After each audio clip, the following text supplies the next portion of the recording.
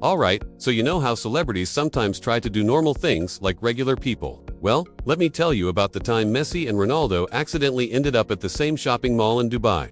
And it turned into the most chaotic 24 hours in retail history. I was working as a translator for this high-end shopping center.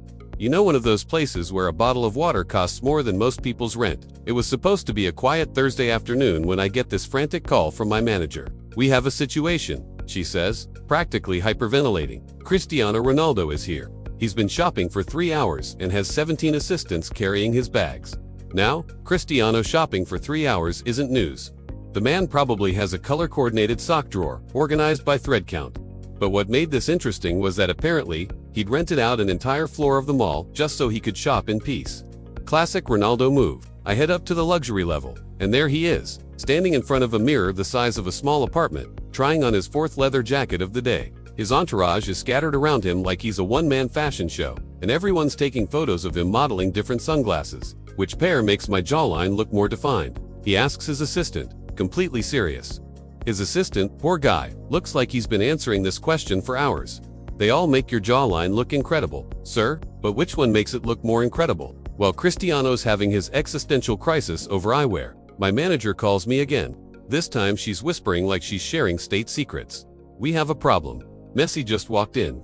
With his family, they don't know Ronaldo is here." I'm thinking, okay, no big deal, it's a huge mall. What are the odds? They'll run into each other. Famous last words, right? Apparently Messi had promised his kids a normal shopping trip. No bodyguards, no fuss, just dad taking the family to buy some clothes. He's wearing a baseball cap pulled low and trying to blend in, which is hilarious because Messi, trying to be incognito, is like trying to hide the sun behind a napkin. So there I am, running between floors trying to coordinate this like some kind of football diplomacy mission. Upstairs, Ronaldo is now trying on watches. And by trying on, I mean he's wearing 17 different luxury timepieces on both arms, asking his team which one screams success the loudest. Downstairs, Messi is in a regular clothing store helping his youngest son pick out a jersey. The kid wants a Real Madrid shirt. The irony was not lost on anyone. "Are you sure about this one?" Messi asks his son, holding up the white jersey like it might bite him. "I like the number 7. His kid says innocently. Messi looks like he's having war flashbacks, but he's such a good dad that he's actually considering buying it. That's when disaster strikes. The mall's sound system malfunctions, and instead of the usual elevator music, it starts blasting "We Are the Champions" at maximum volume. Ronaldo, thinking this is some kind of tribute, starts strutting through the mall like he's on a catwalk. Meanwhile, Messi hears the music and assumes there's some kind of event happening that he should probably avoid. So he starts heading toward the exit, which, of course, is exactly where Ronaldo is heading, because he wants to make a grand entrance at the jewelry store. They meet at the main escalator. Picture this, Ronaldo in a leather jacket worth more than a small car, 17 shopping bags, and designer sunglasses, going up, Messi in a hoodie and jeans, trying to keep his kids from running off, going down. They see each other halfway, and both escalators stop. I don't know if it was divine intervention or just really bad timing, but those escalators locked up like they knew they were about to witness history. For about 10 seconds, nobody moves. Ronaldo's on the up escalator, Messi's on the down escalator, and they're just staring at each other like gunslingers at high noon. The entire mall goes quiet, except for "We Are the Champions" still blasting in the background. Then Messi's youngest son, bless his heart, shouts at the top of his lungs, "Papa, is that the guy from your posters?" Every phone in a 50-meter radius comes out. Every single one. Ronaldo, being Ronaldo, waves like he's greeting his adoring fans. But then he notices Messi's kid is wearing a Barcelona jersey, and you can see the gears turning in his head. "Hey little man," Ronaldo calls out, "want to trade jerseys?" Before anyone can stop him, he takes off his leather jacket and tosses it down to Messi's son. A leather jacket that probably costs more than most people's cars, and he just throws it to a 7-year-old like it's a paper airplane. Messi catches it instinctively. Those reflexes never quit, and looks at it like Ronaldo just handed him a live grenade. But his son is absolutely losing his mind with excitement. Papa, Cristiano gave me his jacket." The escalators finally start working again, and as they pass each other, Ronaldo leans over and says, "Your kid has good taste in numbers." Messi, still holding this incredibly expensive jacket, just shakes his head and smiles. "He wanted your jersey earlier." "Smart kid," Ronaldo grins, though he's already wearing the second best one. That should have been the end of it. A cute encounter, a nice story for the tabloids.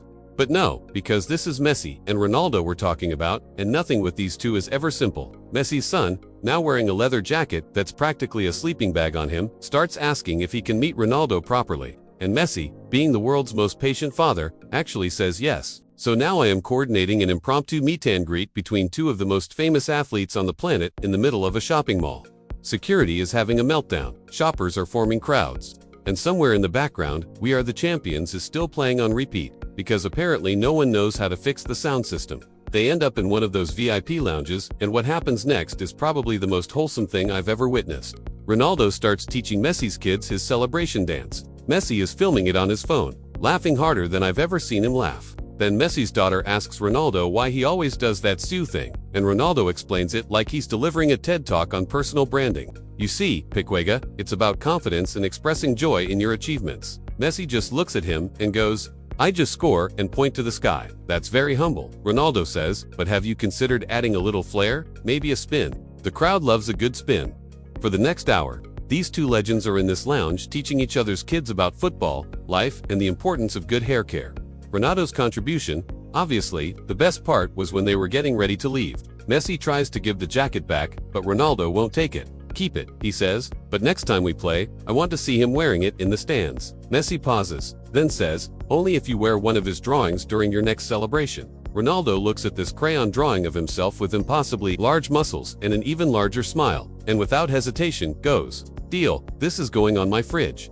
As they're walking out together, and yes, they left together, talking about their kids' schools and complaining about jet lag like two normal dads. The mall's sound system finally gets fixed.